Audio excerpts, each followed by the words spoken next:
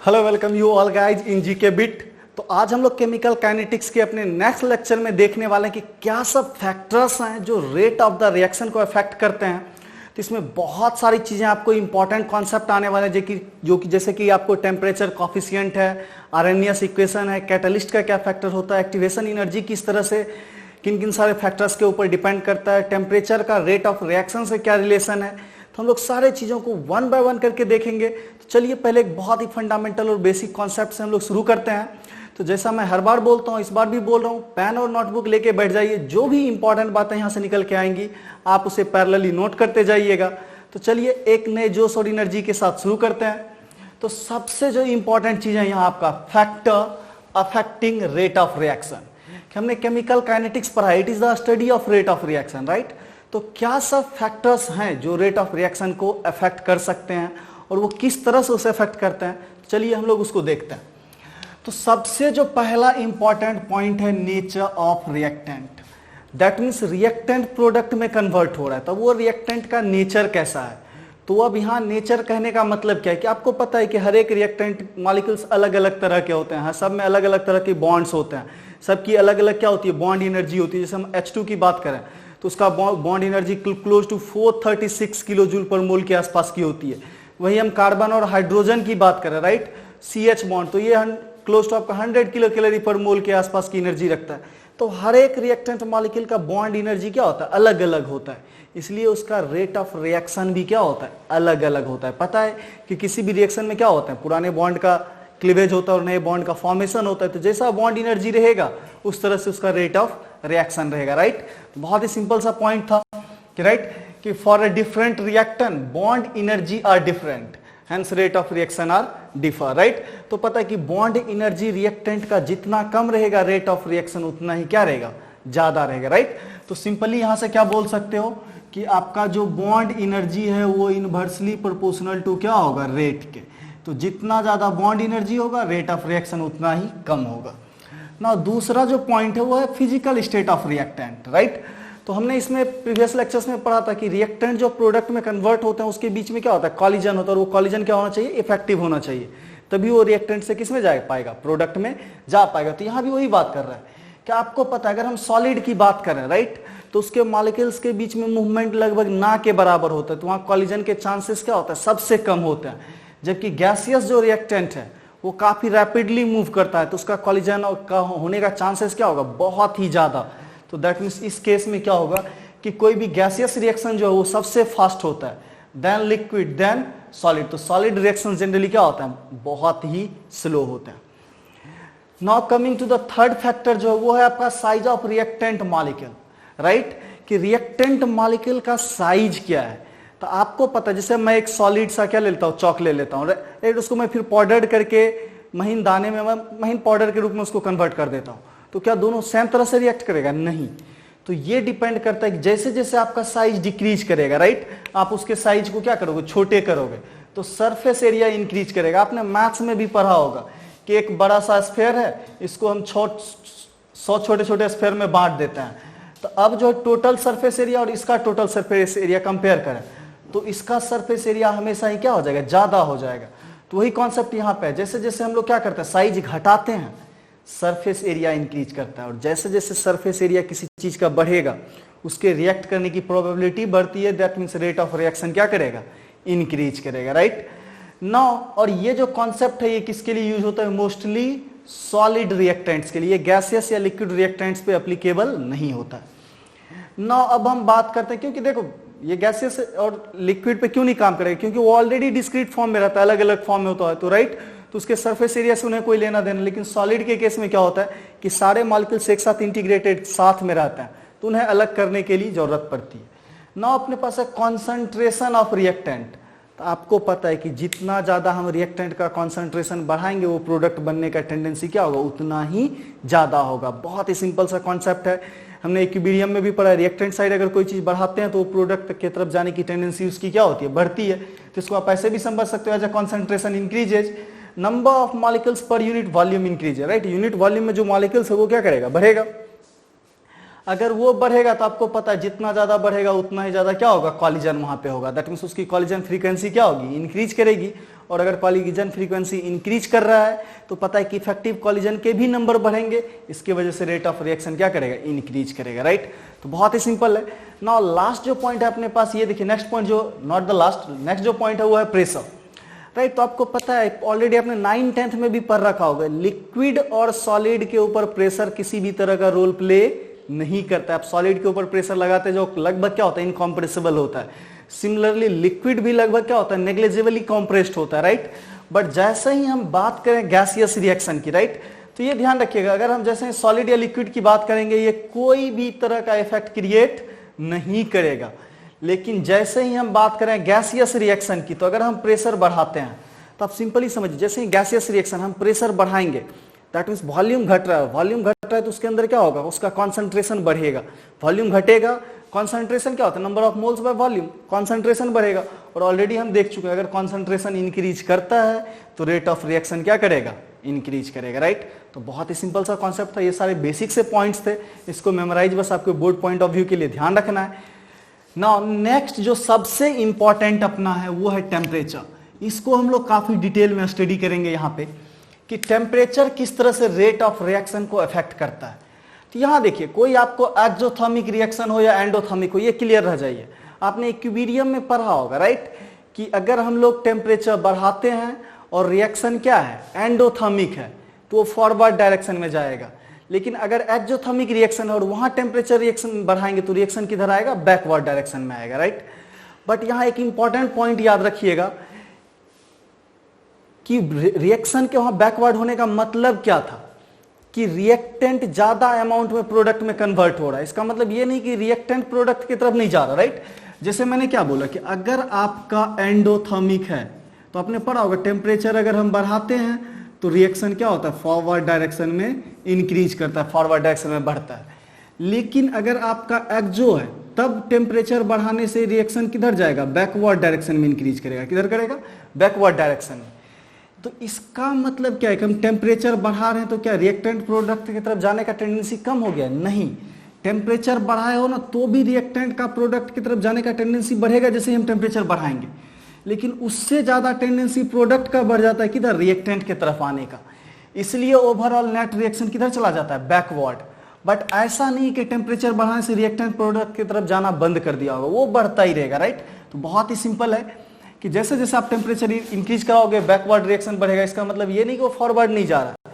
तो ओवरऑल आपको इस पॉइंट को कंक्लूड करके याद रखना है कि चाहे आपका एक्सोथर्मिक रिएक्शन हो या एंडोथर्मिक रिएक्शन हो, जैसे ही तुम टेम्परेचर बढ़ाओगे रेट क्या होगा, इंक्रीज करेगा। बोलोगे सर ऐसा कैसे हो सकता है, देखो सिंपल एक्सप्लेनेशन है। जैसे हम टेम्परेचर इंक्रीज कराते हैं, आपने पढ़ा होगा काइनेटिक एनर्जी क्या होता है, आपको ऑलरेडी पता होगा kinetic energy of the molecule क्या होता है, 3/2 kT। तो जैसे जैसे अपना टेम्परेचर बढ़ेगा kinetic energy of the molecule क्या करेगा, इंक्रीज करेगा।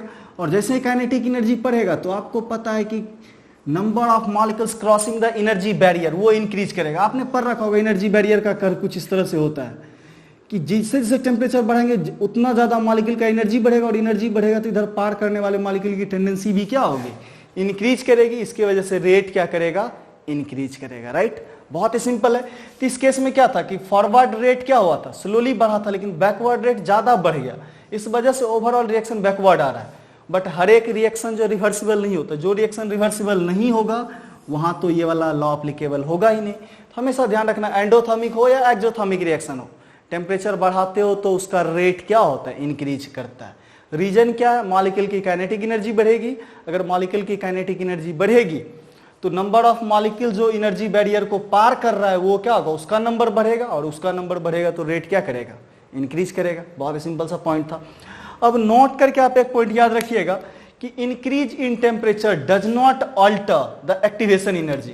ये ध्यान रखिएगा, ये क्या एक्टिवेशन एनर्जी, और आपने पढ़ रखा होगा यहां से लेके यहां तक जिस बैरियर में इस एनर्जी को, जो बैरियर पार करने के लिए एनर्जी चाहिए रिएक्टेंट को, उसको क्या बोलते हैं हम लोग, एक्टिवेशन एनर्जी बोलते हैं। प्रीवियस लेक्चर में पढ़ चुके हैं हम।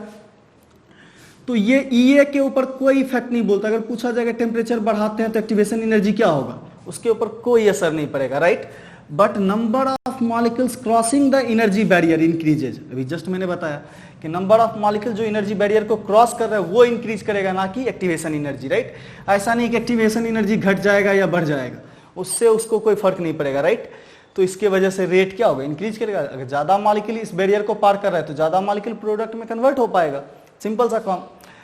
अब एक बहुत ही वाइटल पॉइंट और most of the important point है जिससे क्वेश्चंस जेई, नीट एवं बोर्ड भी बहुत बार पूछा जाता है, that is your temperature coefficient. इसको आगे हम लोग इसी लेक्चर में डिटेल में और भी एक्सप्लेन करेंगे। तो बेसिक सा जो आपको डिफिनेशन है उसको आप समझिए क्या है कि for every 10 degree raise in temperature, मान लीजिए कोई रिएक्शन टी पे हो रहा है, राइट। अगर उसको हमने बढ़ा के कितना कर दिया, T+10, उसका टेम्परेचर कितना कर दिया, T+10, तो ये कितने डिग्री से इंक्रीज किया, 10 डिग्री से, राइट। तो for every 10 degree raise in temperature increase the rate of reaction 2 to 3 times, right. कि अगर आप टेम्परेचर को 10 डिग्री से बढ़ाते हो तो जनरली जो तुम्हारा रेट ऑफ रिएक्शन है वो 2 से 3 गुना बढ़ जाता है, राइट। अब रेट ऑफ रिएक्शन 2 से 3 गुना बढ़ गया तो इसी 2 या 3 को हम लोग क्या बोलते हैं, टेम्परेचर कॉफिशिएंट। तो सिंपल सा डेफिनेशन है कि 10 डिग्री टेम्परेचर बढ़ाने से रेट ऑफ रिएक्शन में जो इंक्रीमेंट, जितना गुना, जितना टाइम्स का इंक्रीमेंट होता है उसी को क्या बोलते हैं, टेम्परेचर कॉफिशिएंट, राइट। तो दैट मीन्स इसको डिफाइन कैसे करोगे, it is the ratio of rate constant of a reaction at different temperature which is differ by 10 degree Celsius और 10 केल्विन। पता है कि डेल्टा टी 10 डिग्री सेल्सियस बोले या 10 केल्विन बोले, दोनों सेम बात है। तो दैट मीन्स आपको क्या करना है कि rate constant at T+10 by rate constant at T को क्या बोलेंगे, म्यू, राइट।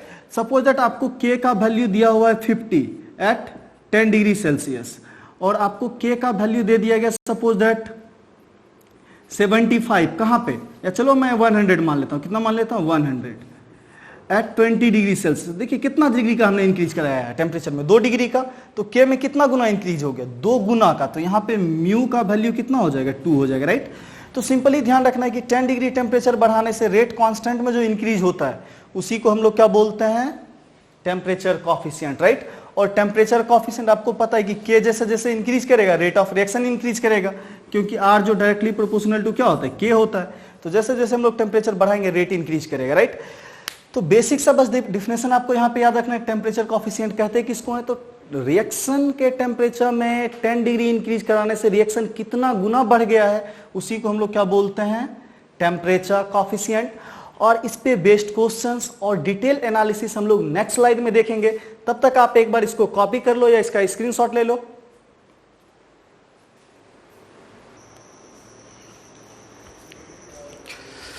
तो गाइस अभी तक हमने क्या देखा कि टेम्परेचर कॉफिशिएंट किसको बोलते हैं, राइट। और टेम्परेचर कॉफिशिएंट को हम लोग डिफाइन कैसे करते हैं, देखिए आपको टेम्परेचर कॉफिशिएंट कितना दिया हुआ, T+10 by KT, that means rate constant at T+10 by rate constant at T, right.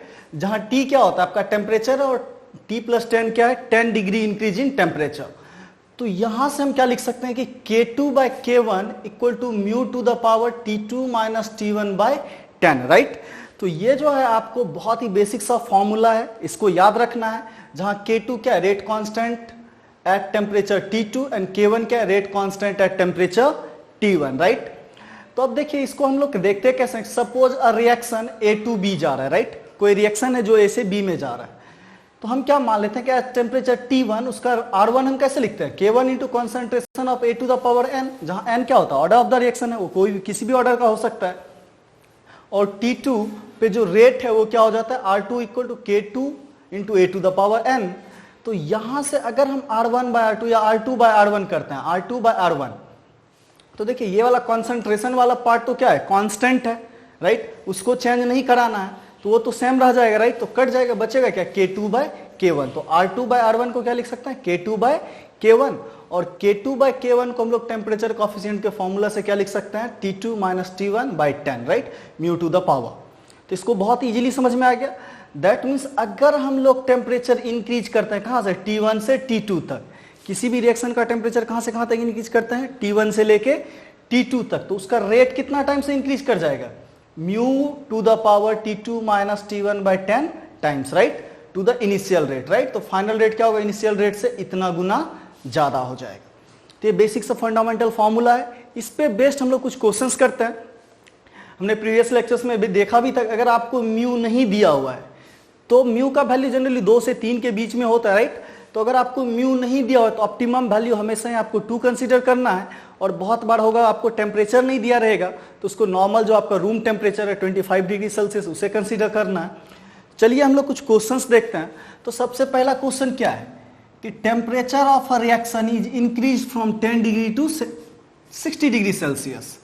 That means यहां से हम देख सकते हैं कि T1 कितना है आपका 10 डिग्री सेल्सियस है, एंड T2 जो आपको दिया हो वो कितना दिया हुआ है 60 डिग्री सेल्सियस, राइट। तो पूछ रहा है how many times rate increase, right. तो रेट कितने गुना इंक्रीज कर जाएगा।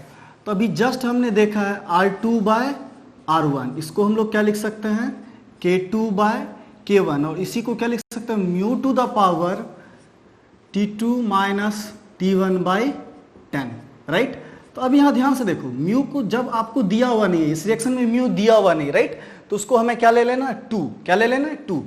अब 2 टू द पावर T2 कितना है 60 डिग्री सेल्सियस माइनस क्या हो जाएगा 10 डिग्री सेल्सियस, अब बाई डिवाइडेड किसे कर देंगे 10 डिग्री सेल्सियस से, राइट। तो ये वैल्यू क्या हो जाएगा 2 टू द पावर 60 माइनस 10 50, और 50 बाई 10 क्या बच जाएगा 5, राइट। तो दैट मीन्स इसको हम लोग क्या लिख सकते हैं 2 टू द पावर 5 है, तो ये कितने टाइम्स हो जाएगा 32। दैट मीन्स अपना ऑप्शन क्या हो जाएगा सी। तो बहुत ही इंपॉर्टेंट फॉर्मूला है ये, आपको बहुत सारे क्वेश्चंस इजीली सॉल्व करके देगा ना। अब दूसरा जो क्वेश्चन है उसको ध्यान से देखो, दूसरे क्वेश्चन में क्या बोल रहा है ए reaction is carried out at 25 degree Celsius. एक रिएक्शन है जो 25 डिग्री पे क्या हो रहा है, बोल रहा है कि its temperature is increased by 40 degree Celsius. इसके टेम्परेचर को हमने क्या किया 40 डिग्री से बढ़ा दिया है। दैट मीन्स अगर हम इसको T1 को यहाँ क्या मान लें 25 डिग्री सेल्सियस, तो T2 कितना हो जाएगा T1 प्लस 40, राइट। तो T2 क्या हो जाएगा T1 प्लस 40 डिग्री सेल्सियस, तो ये आपको कितना निकल के आ जाएगा 65 डिग्री सेल्सियस। फिर ध्यान से देखिए क्या बोल रहा है कि ये नहीं बोल रहा है कि 25 से इंक्रीज करके मैंने 40 कर दिया, क्या बोल रहा है कि 25 से बढ़ा 40 डिग्री से बढ़ा दिया, तो 25 से अगर आप 40 डिग्री और बढ़ा दोगे तो कितना हो जाएगा 60 डिग्री, राइट। तो अब बहुत ही सिंपल है, यहां से हम R2 bye R1 equal to क्या लिख सकते हैं mu to the power T2 minus T1 by 10। और देखो म्यू अगेन नहीं दिया हुआ तो इसको क्या कंसीडर कर लेना है 2 कंसीडर कर लेना है। T2 कितना है 65 माइनस कितना दिया हुआ है T1 25 by 10, that means 2 to the power 40 by 10। तो ये वैल्यू कितना निकल के आ जाएगा, ध्यान से देखो 2 to the power 4 that is your 16। तो यहां पे ये जो रेट ऑफ रिएक्शन है वो कितने गुने बढ़ जाएगा 16 टाइम्स, राइट। तो बहुत ही सिंपली आपको यहां समझ में आ गया होगा हम लोग इसको किस तरह से लिखते हैं। तो नेक्स्ट जो स्लाइड में हम देखने वाले हैं वो कि K और T का डायरेक्ट क्या रिलेशन है, कि जिसको हम लोग आरएनएस इक्वेशन के भी नाम से जानते हैं। तो गाइज एक बार आप इसे नोट कर लो, मेरे ख्याल से आपको टेम्परेचर कोएफिशिएंट क्या होता है ये क्लियरली समझ में आया होगा। तो चलिए हम लोग अपने नेक्स्ट स्लाइड की तरफ चलते हैं।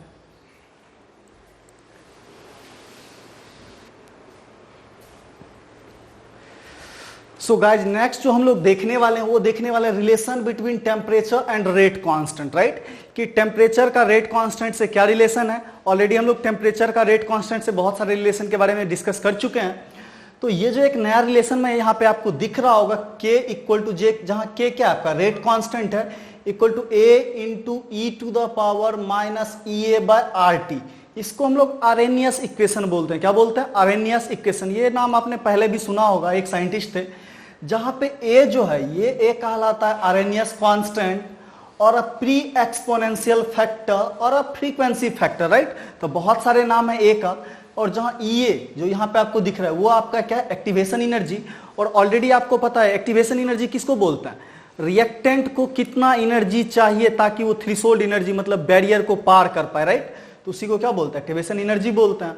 R जो है आपका यूनिवर्सल गैस कांस्टेंट है, जहां T आपका क्या है टेम्परेचर है, और K को हम लोग क्या बोलते हैं रेट कांस्टेंट। तो यहां से हम लोग K को इधर ले आए तो K बाय A क्या बचेगा e to the power minus EA by RT। और ये जो पूरा K बाय A वैल्यू है e to the power minus EA by RT है, इसको हम बोलते हैं fraction of molecule having energy greater than और यहां पे आपका equal to EA। That means ये क्या होता है कि मान लो 10 मॉलिक्यूल है, तो उसमें से कितना मॉलिक्यूल होगा, कितना फ्रैक्शन ऑफ मॉलिक्यूल होगा जिसका एनर्जी क्या होगा, ई से ज़्यादा।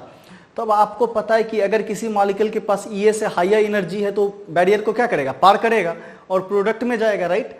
या इसी को बोला जाता है बोल्ट्जमान फैक्टर। के बाय ए को क्या बोला जाता है, बोल्ट्जमान फैक्टर। जबकि ए को सिर्फ बोले तो क्या बोला जाता है, RNS constant, pre exponential factor और अ फ्रीक्वेंसी फैक्टर, राइट। तब देखिए इस इक्वेशन को हम कैसे देखते हैं, तो यहां जो आपका k इक्वल टू क्या है, a into e to the power minus E A by R T. तो यहां ध्यान से देखो, जैसे कि आप टेम्परेचर को इंक्रीज कराओगे, ध्यान से देखो, टेम्परेचर को इंक्रीज करेंगे तो ये जो पूरा वैल्यू है, ये पूरा वैल्यू क्या होगा, घटेगा। पूरा वैल्यू क्या होगा, घटेगा। तो ऑलरेडी एक माइनस लगा हुआ है, तो माइनस में कोई चीज घट रहा है, इसका मतलब वो एक्चुअल वैल्यू क्या हो रहा है, बढ़ रहा है। और अगर e to the power something increase कर रहा है तो k का भी वैल्यू क्या होगा, इंक्रीज करेगा। k का भी वैल्यू क्या होगा, इंक्रीज करेगा, राइट। सिंपली फिर से ध्यान से देखो, टेम्परेचर बढ़ाएंगे तो ये जो मैंने राउंड में घेरा है, टेम्परेचर बढ़ाने से ये वाला वैल्यू क्या होगा, घटेगा। अगर ये वाला वैल्यू घट रहा है और उसमें लगा क्या हुआ है, माइनस है, तो अगर वो वैल्यू घट रहा है तो माइनस में अगर कोई वैल्यू घट रहा है, राइट, से -5 से -4 -3 -2 इस तरफ जा रहा है, मतलब एक्चुअली में वो वैल्यू क्या हो रहा था, बढ़ रहा होता है। और जब ये ओवरऑल वैल्यू बढ़ रहा है मतलब k का भी वैल्यू क्या होगा, इंक्रीज करेगा। तो सिंपली ध्यान रखिए, जैसे जैसे आप टेम्परेचर बढ़ाते हो रेट कांस्टेंट का वैल्यू क्या होता है, इंक्रीज करता है। व्हाट एवर रिएक्शन हो, ये एंडोथर्मिक हो या एक्सोथर्मिक हो, मैंने ऑलरेडी भी इस पॉइंट को डिस्कस किया है। अब नाउ अगर आप एक पॉइंट मान लो कि हम लोग टेम्परेचर को बढ़ाते बढ़ाते बहुत हाई कर देते हैं, right, temperature tending to infinity, तो बताओ ये पूरा का पूरा वैल्यू क्या हो जाएगा, जीरो। टेम्परेचर को इन्फिनिटी करेंगे तो ये पूरा वैल्यू क्या हो जाएगा, जीरो। और e to the power zero अगर हो गया तो वैल्यू कितना होता है, 1। तो दैट मीन्स ये पूरा वैल्यू 1 हो जाएगा, तो k इक्वल टू क्या हो जाएगा, a।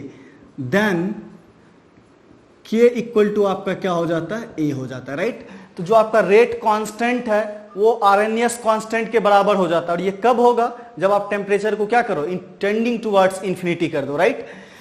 अब यहां ध्यान से देखो, अगर मैं बोल देता हूं कि T1 टेम्परेचर पे रेट कांस्टेंट क्या है, K1 है, और T2 टेम्परेचर पे रेट कांस्टेंट क्या है, K2 है, राइट। तो हमने देखा था टेम्परेचर कॉफिशिएंट के टर्म में निकाला था K2 by K1 equal to क्या हो गया था, mu to the power T2 minus T1 by 10, right, इस तरह का। लेकिन अगर 10 के मल्टीपल्स में वो इंक्रीज नहीं करता या म्यू हमें नहीं पता होता है, तो इसका एक और रिलेशन यहाँ पे एग्जिस्ट करता है कि सपोज दैट हम लोग क्या रखेंगे, K1 equal to A into e to the power minus E A by RT1, right. और अगर हम K2 की बात करें तो ये क्या हो जाएगा, A into e to the power minus E A by RT2। तो बहुत सिंपल है, दो इक्वेशन बना, एक पहला और एक दूसरा। तो अगर हम लोग K2 बाय K1 यहाँ पे कर दें, राइट, किसकी बात कर दें, K2 बाय K1, तो ध्यान से देखो K2 by K1 that means 2 bye 1 को डिवाइड किया है, तो 2 में क्या है, A into e to the power minus E A by RT2, और यहाँ क्या है, A into e to the power minus E A by RT1, right. तो देखो A और A तो आपका कट जाएगा, दोनों जगह क्या है, बेस सेम है, E to the power minus E A by RT2, और ये जो नीचे माइनस ऊपर जाके क्या हो जाएगा, प्लस हो जाएगा, plus E A by RT1, right.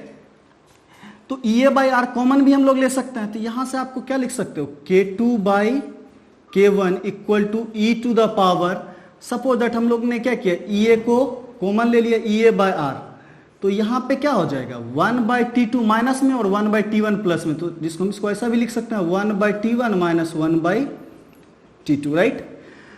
अब इसको क्या करो कि अगर आप इस फॉर्म में रख सकते हो या इसको लॉग के फॉर्म में लेना चाहो, ln के फॉर्म में, तो अगर हम यहाँ पे ln लगा दें तो राइट क्या हो जाएगा, इसको x लॉग के फॉर्म में कन्वर्ट कर सकते हो, राइट। तो आपको पता है कि ये क्या होता है, उसके पावर वो इधर चला आता है।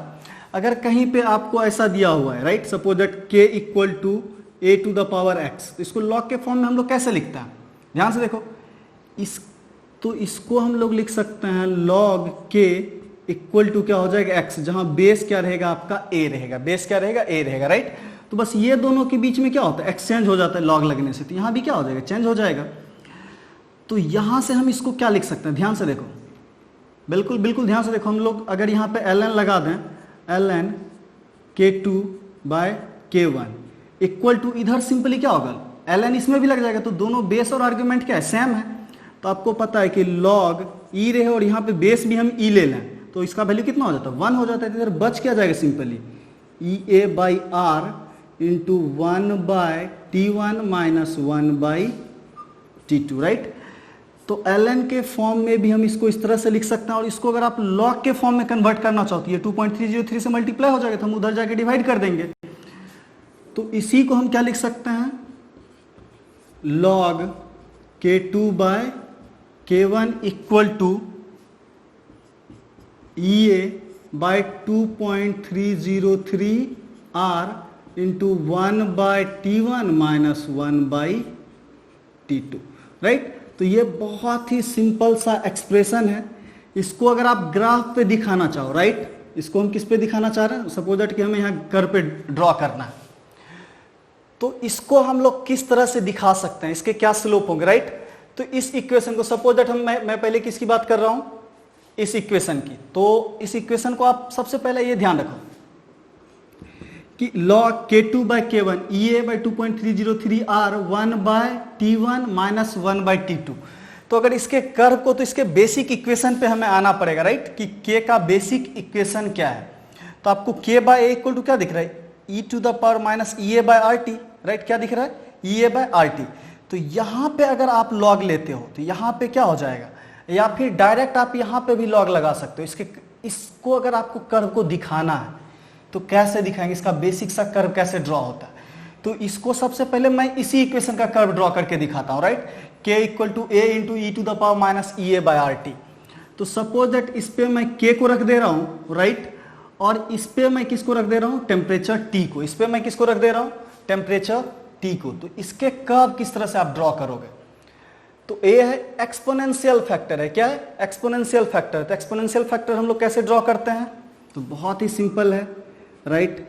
ये कर्व सपोज दैट इसको मैं 1 बाई T1 ले रहा हूँ, राइट। तो सिंपली इसको और आसान हो जाएगा आपको ड्रॉ करने के लिए। तो ये जो बेसिक एक्सपोनेंशियल का कर्व होता है कुछ इस तरह से, ये वाला वैल्यू क्या हो जाएगा, a हो जाएगा।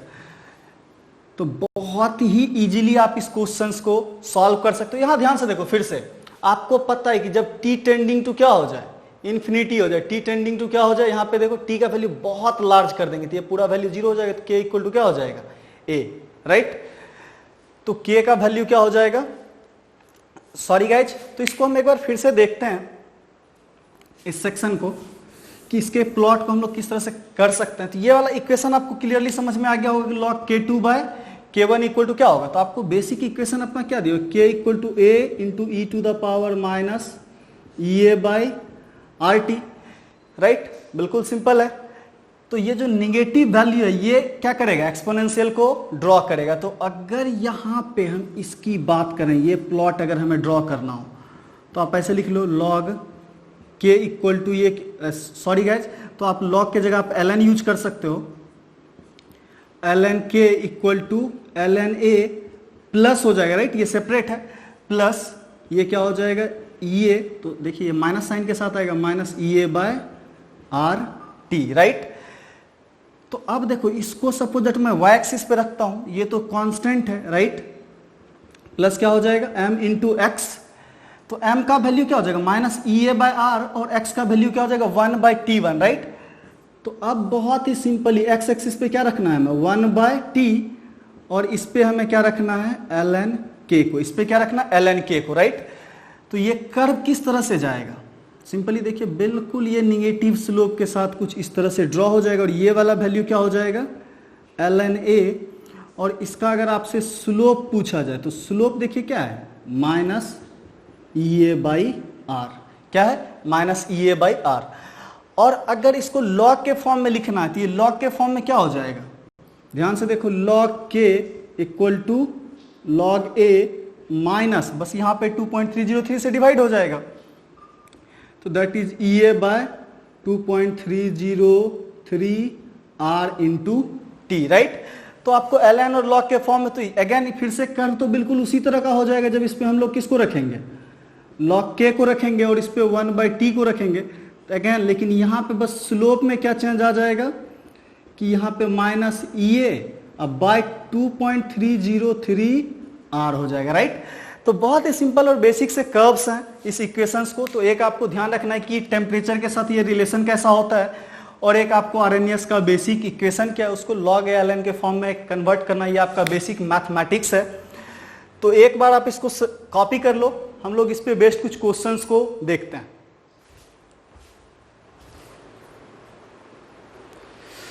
तो गाय जब अपने पास मैंने ये सारी चीज़ों को डिस्कस किया, राइट, कि आरएनएस इक्वेशन क्या होता है, उसका टेम्परेचर के साथ क्या रिलेशन है, उसी पे बेस्ड हम लोग एक क्वेश्चंस को देखते हैं। तो आपको क्या दिया हुआ है, the activation energy of the reaction, reaction का एक्टिवेशन एनर्जी दिया हुआ है इस रिएक्शन के लिए, राइट, कितना है 46.06 किलो कैलोरी पर मोल एट 500 केल्विन।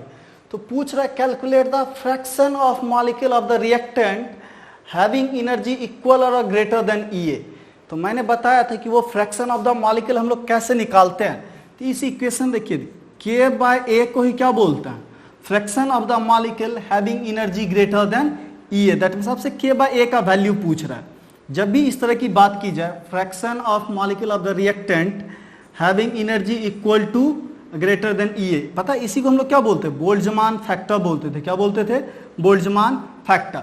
तो बोल्ट्जमान फैक्टर का इक्वेशन आपको सिंपली ये क्या हो जाएगा, e⁻−EA/RT। क्या हो जाएगा, e⁻−EA/RT, राइट। तो आपको देखो टेम्परेचर दिया हुआ है, EA दिया हुआ है और R का वैल्यू आपको पता होता है। तो हम लोग इसको क्या लिख सकते हैं, e⁻−EA का वैल्यू कितना है 46.06 इंटू 10⁻3, ये किलो कैलोरी में दिया। तो पहले हमने क्या किया, उसको कैलोरी में कन्वर्ट कर लिया। और ना अब SI यूनिट क्या होता है इसका, जूल होता है, राइट। तो जूल में इसको कैसे कन्वर्ट करते हैं, तो एक कैलोरी में कितना जूल होता है 4.18 और डिवाइडेड बाय क्या हो जाएगा RT। तो R का वैल्यू पता है आपको कितना होता है 8.314 और टेम्परेचर कितना है 500 केल्विन। तो राइट, तो इस वैल्यू को आप कैलकुलेट करके E के ही टर्म में, राइट, और E का वैल्यु पता है कितना होता है 2.71।